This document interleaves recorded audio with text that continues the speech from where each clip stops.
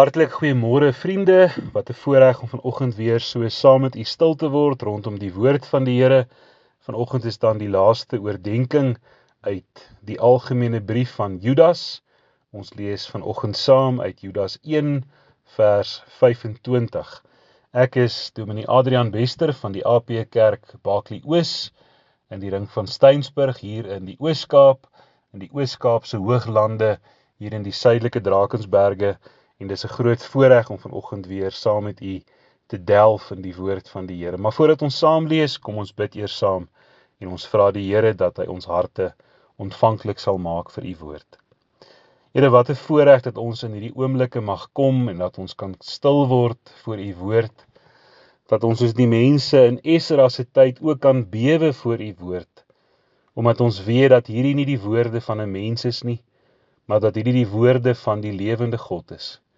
En wil ons vir u vra dat u in hierdie oomblikke deur u woord wat lewend en kragtig en skerper as enige tweesnydende swaard is, dat u deur hierdie woord ook sal kom en tot elkeen van ons sal spreek.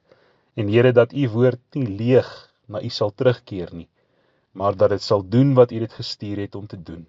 En daarom vra ons, spreek tog Here, want ons u nederige diensknegte en diensmaagde luister om Jesus ontwil. Amen. Ons lees dan saam vanoggend uit Judas hoofstuk 1 vers 25.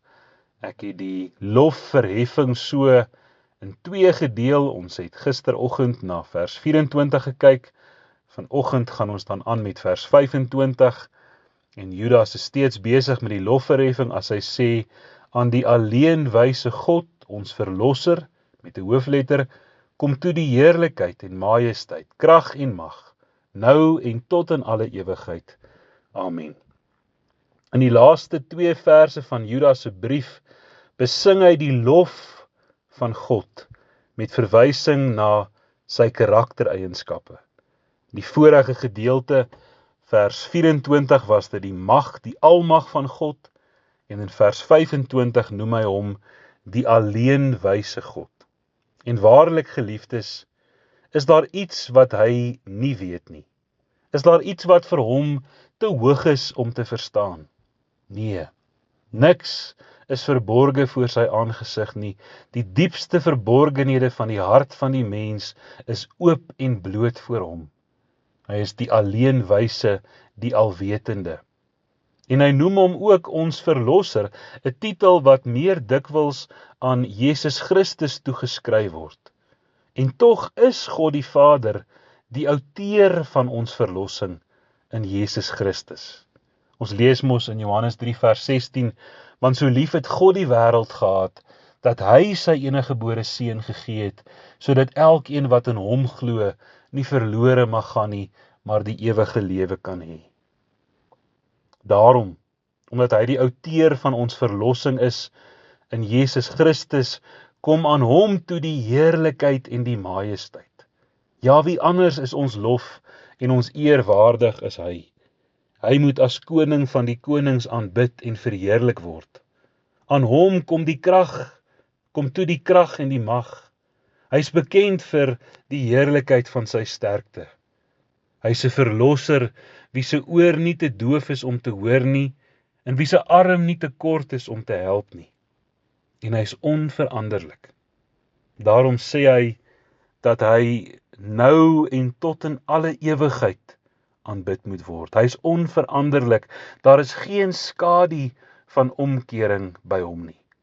En daarom eindig Judas sy lofverheffing met die woorde, nou en tot in alle ewigheid. Geliefdes, laat ons nie nalat om aan hom lof en eer te bring nie. Kom ons bid saam. Here, wat 'n voorreg dat ons in hierdie afgelope 6 oggende so saam kon kyk na 'n paar gedagtes uit Judas, en daar was sekerlik baie dinge wat ons nog sou kon bespreek en waarna ons sou kon kyk. Maar dankie vir hierdie 6 oggende wat ons deur middel van hierdie oordenking saam deur Judas kon lees, dat ons geheue weer kon verfris, dat ons weer in ons allerheiligste geloof opgebou en bemoedig en versterk kan word. Wil ons vir U vra, Here, dat U ons sal seën, dat dit wat ons gehoor het ook sal bly in ons harte, dat ons dit sal oordink en sal bedink, dat ons dit sal bepeins, sodat U naam ook daardeur verheerlik mag word. Ons vra Here dat U ons sal begenadig, dat ons hierdie waarskuwing van Judas ter harte sal neem, dat ons dit ernstig sal opneem, en dat ons sal besef hoe belangrik dit is, hoe gepas dit ook is vir die tyd waarin ons leef, 'n tyd waarin daar soveel dwaalleraars opstaan. Help ons om getrou te bly aan die gesonde leer. Help ons om getrou te bly aan Christus. Wil U ons die genade gee dat ons nie alleen hoorders van U woord sal bly nie, maar dat ons ook daders van U woord sal word. Wil U gee dat U deur die naprediking van die Heilige Gees ook met elkeen van ons sal praat, deur U woord, deur hierdie oordeenkings, en Here, dat ons sal volhard al die dae van ons lewe, totdat U ons eendag kom haal. Ons bid hierdie dinge alles in diep afhanklikheid van U, in die naam van Jesus, onse Here. Amen. 'n baie geseënde en 'n mooi en 'n voorspoedige dag vir elkeen van u.